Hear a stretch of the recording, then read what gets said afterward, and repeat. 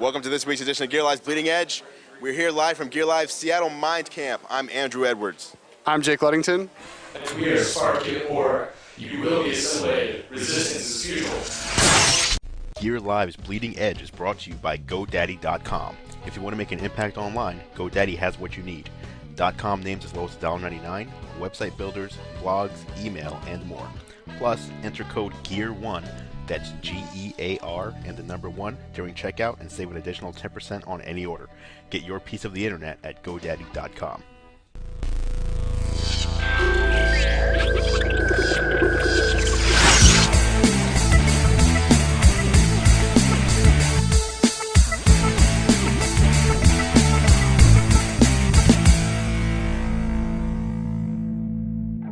Okay, so Jake is back alive with us. I'm recovered. I got a penicillin shot and I'm fine. Was that all it took? Yeah, unfortunately in my case it took a little bit more than a penicillin shot. It involved the penicillin suppository, so... Ow. Pleasant.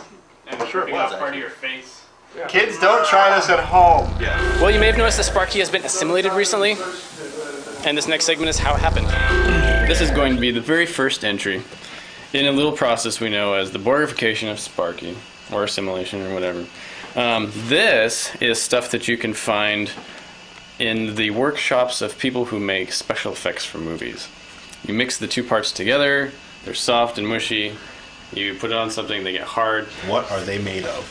Yes, Polyvinylsiloxane. EU impression material. Yeah. Hot. What else can we make an impression of later? Our belly buttons. Oh, let's get what you're doing. Hot mixing action there. So are you taking a mold of my whole face or part of it, or Just what? part of it. The part that will receive the, eye implant. You can smile, it's okay. Even the underside looks pink. That's my butt. Ah! So that'll be like 5 minutes. Elijah, just watch. You're next. Alright. It's pulling away from my face. Does that mean I'm done like a turkey? Yeah. Done like a Borg. Ah! Okay, no, it really did. His eyeball stuck to it. Alright, let's see. Next step is we have to trim it so that it's not all messy. I got this dummy head for $2 from a wig shop. Cut out the hole so that we can eventually fill it with plaster. Here's the plaster. Once it's in there, we take the impression that we took of Sparky's eye, position it carefully so the edges line up with the edge of the, I guess, mannequin head. Fast forward 5 minutes. It's dry, and that's a perfect replica of Sparky's eye. Unfortunately, the head was a little bit small. It caused some problems later. I forgot to think about that. This is an air drying compound you can get from like Michael's Craft Supply or Joann Fabrics. I forget what it's called exactly, but there's a lot of different ones. Lightweight when it dries. And that little metal piece I got from a gyroscope from Boeing Surplus in Seattle. Here's putting detail on it, as you can see. That way it looks more like a Borg instead of like stupid. The mannequin I made out of or this guy to build the costume on, I made out of just a pillow. Drawing's fun. Here's a bunch of stuff that went into the costume. I just went around looking around for stuff and then put it on there. Here's the last of some of the tubes that I put on there. Building it was fun. Took about an hour. After everything's painted black, then you dry brush it with silver paint, and it makes it look really cool like this. More like a Borg. That green vial is actually like soft plastic. Then the headpiece. There's a hole for one of the little wires to go in, like that. And I left a special spot for the laser pen. These tubes are just from Lowe's Hardware. Same stuff you get for keeping control of your computer wires and stuff like that. The latex and everything I got from, and the skull cap that Nate's wearing here for practice, I got from a costume supply store near my house. the practice in makeup was important because otherwise I wouldn't have known how to do Sparky. We made several mistakes on Nate, but learned our Squeeze your little lesson tube. there. It squirts out. That thing sprays when you squeeze it too hard. The back of the costume tie is closed, which is a good way to do it. The hardest thing about a skull cap is getting all the wrinkles out. And I didn't actually succeed in this skull cap.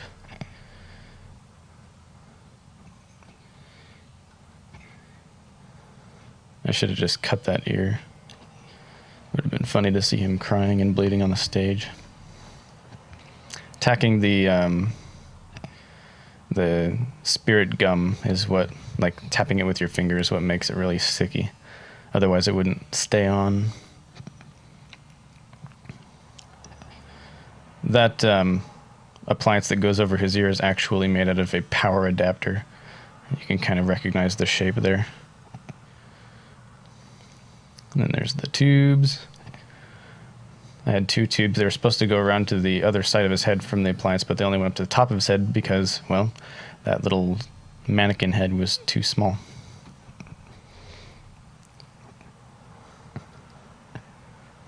Takes a while for that stuff to dry. I didn't have a hot air dryer, a hair dryer. Instead, I had to wait.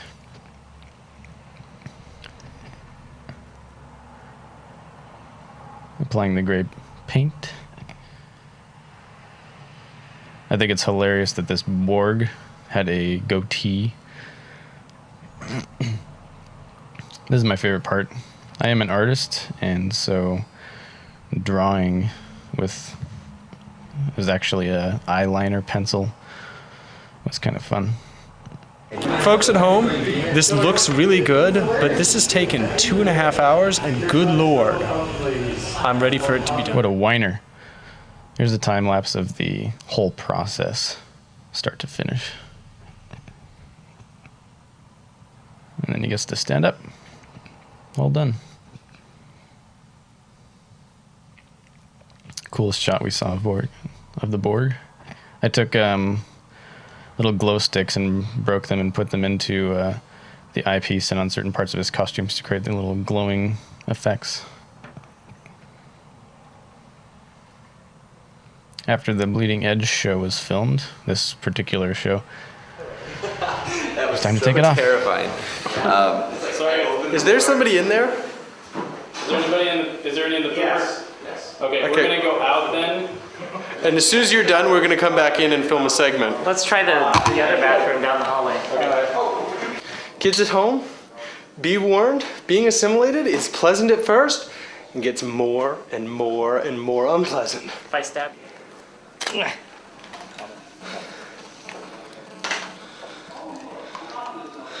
From that side.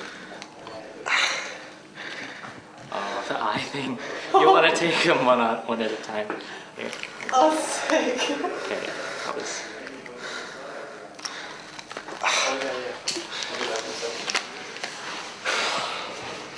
Okay, I'll grab that. I have to burn the costume because it smells so Oh, it's bad. taped? No, yeah, it's taped on. At least this way I can kind of breathe. Breathe. Let some air on. This looks really strange with my normal shirt on. And like the tubes just coming out of your head and going nowhere. It's like a weird It's my hair. tube. This might stick to your arm a little bit. Peeling Do you know how long it's been since I've needed help getting undressed? Just for There you go. dun, dun, dun, dun, dun, dun, pull on dun, dun. And you, This is masterpiece. Seals in my sweaty wrists, my sweaty wrists. showers here.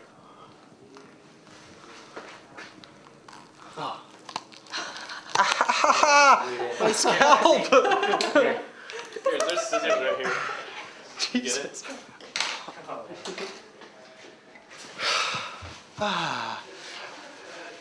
Makeup's a little unpleasant, but still, I can breathe.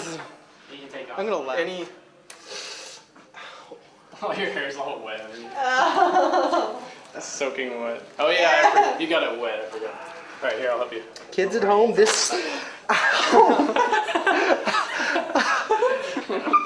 You pulled off a layer of my skin. Rub and all that. Yeah, that'll be.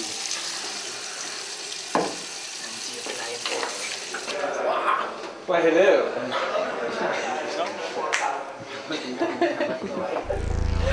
Okay, so let's talk about Borg Sparky for a minute. How did that feel? That whole process? The process was surprisingly pain-free up until the end. So it took about 3 hours to get into, and it was comfortable.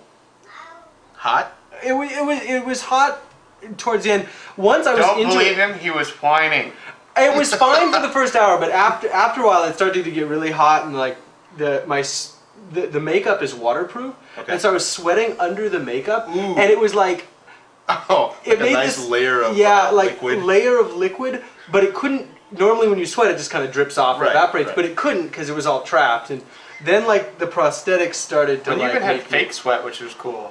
Yeah, I thought that was a real sweat. I was like, this guy must be hot because there's glycerin. What really sucked was the eye prosthetic was had a watertight seal to here, and I didn't have any makeup on my eye. And you started crying. And well, when we used some super glue, I started to cry a little bit. But then when, because the fumes. But then when when I started to sweat started to pool up in the prosthetic. So you were drowning your eye? Yeah, I was drowning. Like I had this. I couldn't see out, but if the light was coming in, it was just all I could see was water sloshing around in front of my eye. It was. That was gives a new meaning to water torture. That makes it sound negative, but did you have fun? Oh, it was a blast. How else could I get Dance Assimilation glory? Yeah, we'll be seeing that a little later on. Sparky dancing the dance of all dances. Don't do it now. Don't ruin it. Don't ruin it. Okay, so what else we do? We talked to Bre Pettis. Awesome guy, really interesting things. In fact, I've heard he makes things. He does. Hi, this is Chris Cardinal coming to you guys live from Gear Live's Seattle Mind Camp. We're here with Bre Pettis.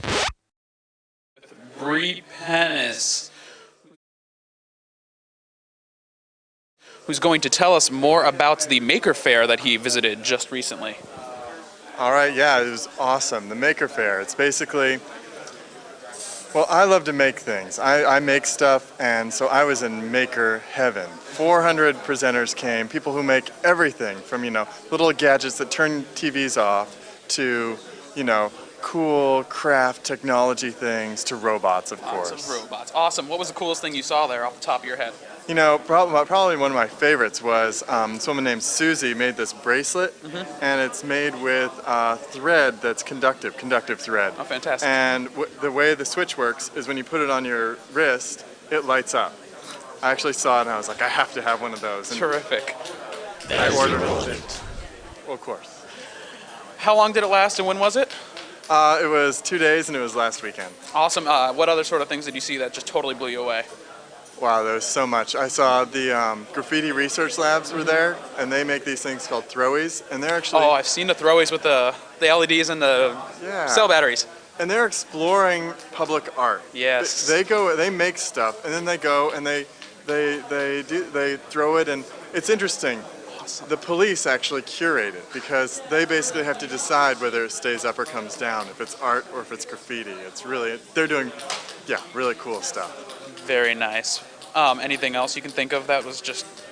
oh my gosh, so much stuff. There's so many different things. Anything else that just totally stood out? There's this place called The Crucible, and they were there in force. They brought this fire truck, and they empower people to use fire to make things. Awesome. So they had on this truck, they had a flamethrower, and then they also had a thing that you stick metal in, and you hit it with a hammer. So you guys just had the biggest geek maker, do-it-yourself playground fun fest. It's kind of like a fair from when you were a kid, except that, and there were lots of kids there. That was the great thing. Awesome.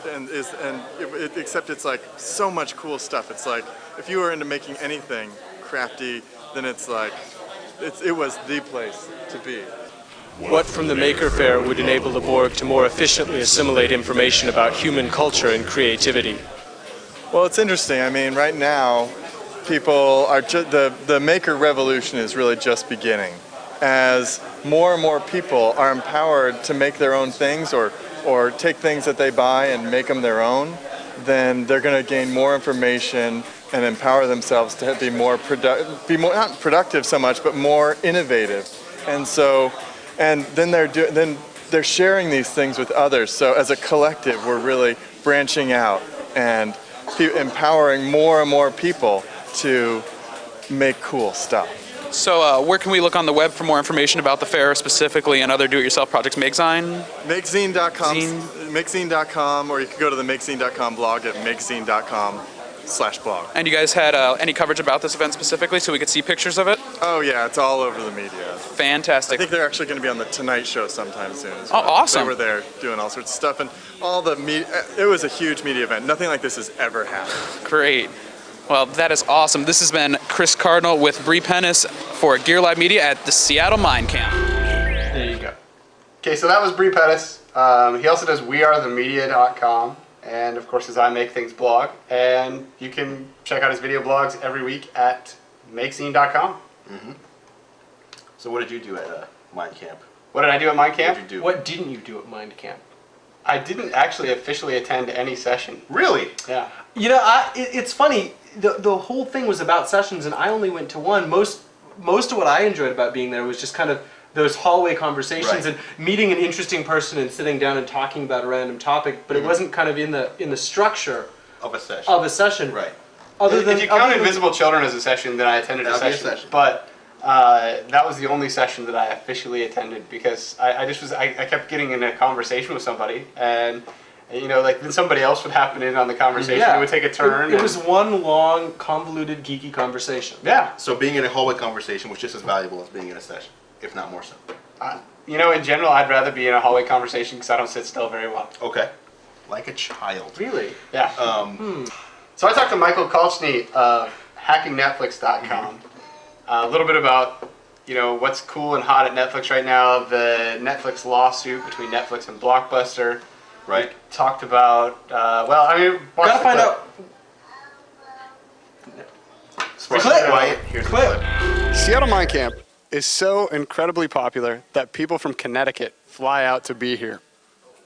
I'm here with Mike Kolchny from hackingnetflix.com, which is the second most, actually probably the most important Netflix-related site on the internet, because after you sign up for your movies, you really don't need to go back to Netflix anymore more than once in a while. So, Mike, what's new in the Netflix world right now? Oh boy, Netflix is suing Blockbuster over for patent infringement. They're saying that Blockbuster has copied the Netflix business model, and they filed suit, I think about 2 weeks ago in federal court. So, are these legitimate patent infringements, do you think? Well, business patents are a problem. I mean, if you think about it, business patents shouldn't exist in the first place. I mean, you're patenting something, you know, shipping a DVD by mail, or the queue in this case, but you know, the Netflix wish list or queue. But they do exist, and it's part of business. You know, Netflix has to defend the patent that they've got, and it's a weapon. Any business that can do something to protect the shareholder investment, they're going after it. So unfortunately, Netflix appears a little evil in this case, but they're just protecting their business. So, like, technically, if I decided I wanted to queue up DVDs to ship out to people, I could be infringing on their patent. Oh yeah, there's probably about 20 companies out there in the U.S. alone that are using the Netflix business model. This doesn't seem like, all this patent stuff doesn't really make sense to me. What's something that's a little more positive that's happening in the Netflix world? Oh boy, I'm absolutely drawing a blank. I'm sorry. What about Ajax? Is Ajax cool in Netflix? Yeah, Netflix is experimenting again with the site. They've added a new feature where when you add a movie to the queue, it comes up and actually blacks out the screen behind it and gives you a whole screen full of recommendations. And from an Ajax point of view, it's kind of cool because it slides up and down, at least in IE, it slides up and down to keep up with the site. So they're constantly evolving the site and experimenting. Very cool. So what's next in your Netflix queue right now? Oh, the next movie? Casablanca. So, an old movie. I haven't seen it in a long time. So, that's the beauty of Netflix is there's so many movies to choose from that I can pick up anything that I hear about or think about or see somewhere. So, how about HD DVD? Are you excited that Netflix has that offering, or do you even care because you don't have a player yet? I'm tempted to get a player, actually. What I'd like to do is get a PC-based player because I have Media Center. So, as soon as the internal drives come out, I think I'm going to order one and a new video card to support it. See, I tried to track down an HD DVD player like a couple of weeks ago. And like right after they came out, they were sold out the day they went on sale everywhere in Seattle, which could be a product of having Microsoft in town. it, but I'm thinking, you know, you got 4 movies to choose from: Serenity, something awful, something else awful, and No, they've expanded it. I just posted a story. well, we're They've up to got like about 6 now. There's about 20 movies. Some of them aren't out yet, but things like The Matrix are available. That's a reason to go out and buy a HD DVD player. $500 to see The Matrix. No, but there's more coming. I mean, they went from 4 to 20 or more in the past few weeks. So. No, actually, I'm definitely still on the lookout for an HD DVD player. As soon as I can find one, I will have one because we're going to review it on the show. Well, I have to justify it to the wife, so I think I need to write a lot of stories about HD. I'm thinking there's an angle there, though, because, I mean, you would be like the first person to write about the HD movies from Netflix, so that's the perfect angle. Well, I've already written like at least 5 or 6 stories about it, so I'm trying to figure out how to write more so I can justify buying one. And then the IRS, of course, if you're going to buy it as a business, you know, you got to be able to justify. I have to be there. I have to try this stuff, so. Hey, if you don't know how it works, how can you tell other people about it? Exactly. We've got to get out there and try it and play with all the new toys. So we blog to basically fund our habits. All right, well, Mike, thanks for your time. Yes, I hope the IRS isn't watching. Hey, Sparky, where's your tinfoil hat? Actually, I keep it over there in my Tom Bim bag. Okay, sweet. I have mine virtually implanted into my skull. That's the shot. Wow. Speaking of implants, we spoke with Amol Grafstra, and this guy is, I'm sure you've read about him. This is the guy that has RFID implants in both hands. Why? We're not going to tell you. You'll find out in the video. Take a look. This is Jake Ludington for Gear Live's Bleeding Edge, and I'm standing here with Amol Grafstra, who, for all intents and purposes, has the equivalent of a chip in his head, only it's in his hand. Now, you have RFID chips in each of your hands. Why? Well, basically it started out, I just wanted a access control method for my office door and my front door at my house. So I had like 40 facility keys on my giant jailer's keyring, and I didn't want to use that giant keyring to enter the top 3 doors, so office, car, and home. And So in a Demolition Man kind of way, I could like chop off your hand to get into your house? You could, but I could also just give you the PIN code, or if you, worst case, you really were adamant about cutting something, I would just like bite the chip out of my hand and spit it at you. Okay, that works for me. So is your door information the only thing that you have stored in your hand? Well, actually, the chips don't store the programmed information. You program the readers to respond to the chip. So the chip in my left hand has a 10-digit hexadecimal unique code, and that code is then programmed into the door, into the car door, into the computer login, that kind of thing. So that's just a unique ID that's set at the factory, and you can't really change it on the chip. So could you like start a Toyota Prius using this chip, kind of the way they have the key that you don't really have to take out of your pocket? Well, that key is RFID, so if you had the right reader hardware, probably you could hack it. So you could just pull the RFID off your key and stick it in your hand, and you'd be good to start your car? You might be better off getting a different RFID chip that's actually, you know, biologically compatible, and then hacking a reader into the car. Fair enough. Well, thanks for your time. Sure, no problem. How many dead drives do you have at your house? I have like at least half a dozen. Up until this weekend, I had 6. Really? And now no more. Now, I actually have 4, but... Okay. Yeah. Because I have all these hard drives, but I am actually a bit frightened to throw them out. That's the problem. Throw them out or sell them on eBay. Yeah. And who has the money to go get a $60,000 degosser? Well, I do in my back pocket, but we'll talk later. Okay. Anyway, we've got a solution. We have a cheap and easy solution. I don't know if it's easy. I don't know if it's easy is the right word. The video speaks for itself. If you want to get rid of your hard drives, do this. Except not at home, and not if you're a child. And kids, don't try this without your parents.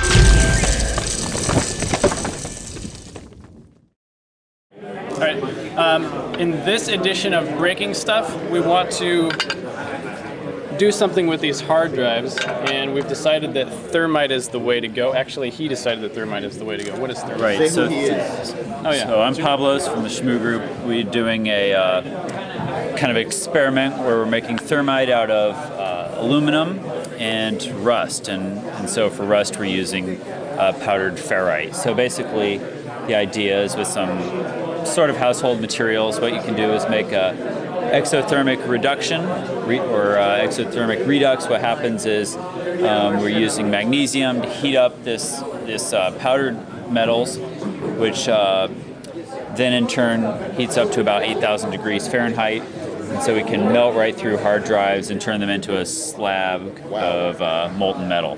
And the idea is to use this process to wipe out data once and for all. So it's really hard to get the data back once you've melted the platters. You ready?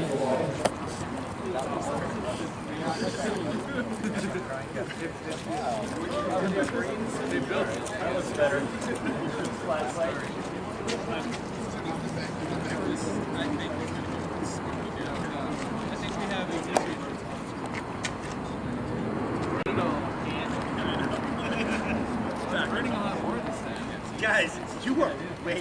That's what it looks like. That ain't bad.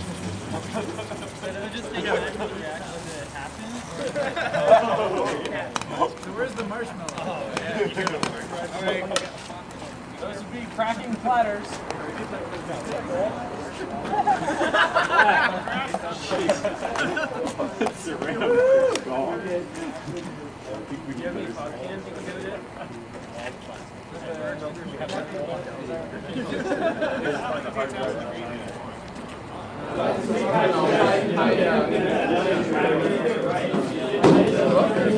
There's actually a hole in the bottom of the terracotta container, and all the molten thermite poured through that hole down on through the hard drives and ended up in this big pile down here. This is the metal We'll do from sleep the packs and reactor. then I'll play Scrabble with you guys.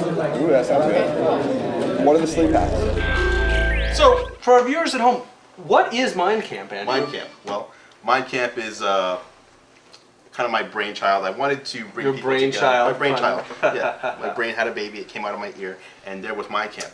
And That's basically, kind of disgusting. That's an ugly mental picture. it was 24 hours of just geeking out. We had people there from all walks of life. We had doctors, politicians, bloggers, internet entrepreneurs, real estate agents. Yes, and Borgs, hackers, right? Small children, babies. There were babies, at least. I was curious how the lock picking thing got organized, because there was a lock picking session. There was one last time at Mind Camp 1. There was a huge lock picking segment. I'm proud to say I picked my first lock. I feel kind Did of you really? low life, dark underbelly geekery. So nonetheless, it's Gear Live does this twice a year, where we just bring all the local people here in Seattle together. And some not so local people. Yeah, there were people from. We had people from California, England, Connecticut, the West Coast. Yeah, that's right.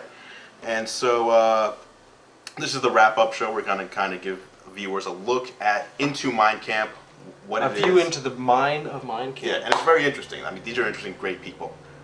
What did you guys think of the event? Amazing. Aside from Sparky, it was outstanding. Outstanding. Indeed. So yeah, if you want to see, read more about what other people thought, check out the links at the bottom of your screen. One to Technorati, and then the other to Flickr, where what 600 of the Flickr photos are Sparky's. About 400 of them are mine. But there's over 1,200 tagged with Mind Camp 2.0 so far. Yes. So How many pictures did you take? I took about 1,800 photos. 1,800, and you only posted 400 of them? Yes. I almost threw up just then. Wow.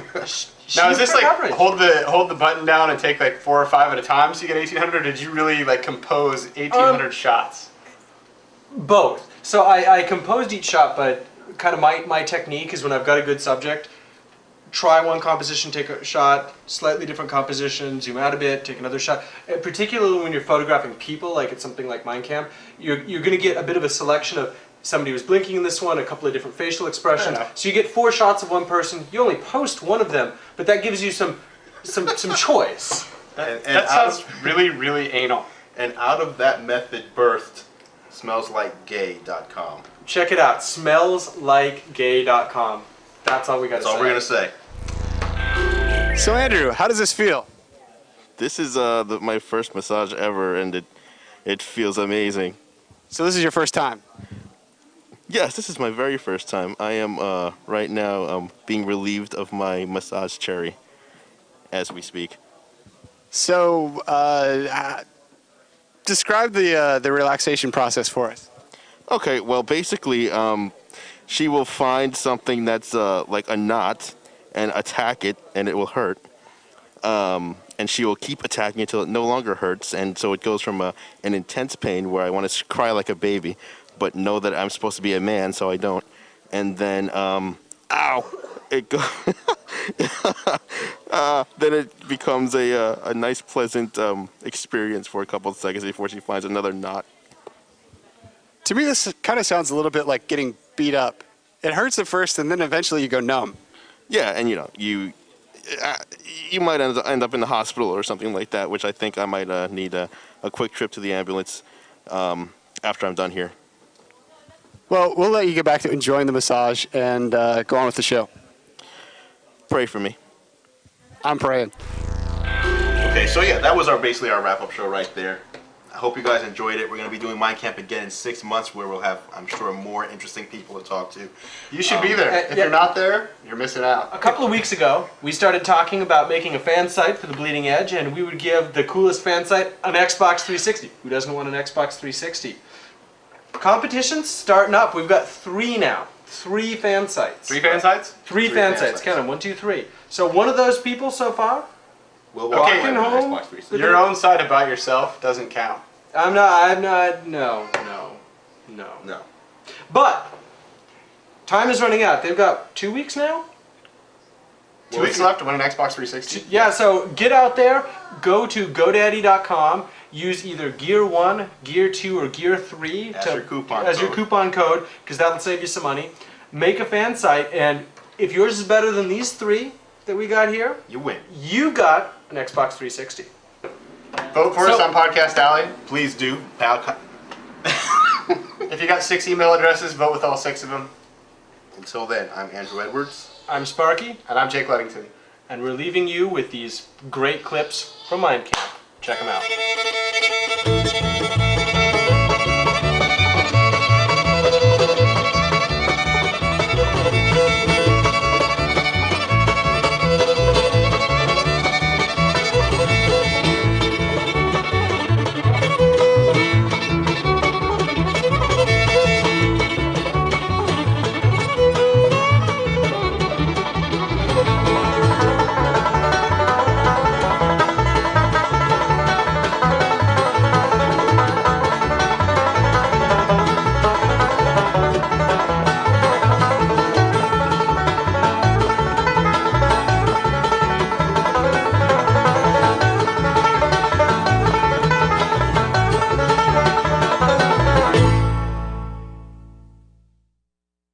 Gear Live's Bleeding Edge is brought to you by GoDaddy.com. If you want to make an impact online, GoDaddy has what you need. .com names as low as $1.99, website builders, blogs, email, and more. Plus, enter code GEAR1, that's G-E-A-R, and the number 1 during checkout and save an additional 10% on any order. Get your piece of the internet at GoDaddy.com.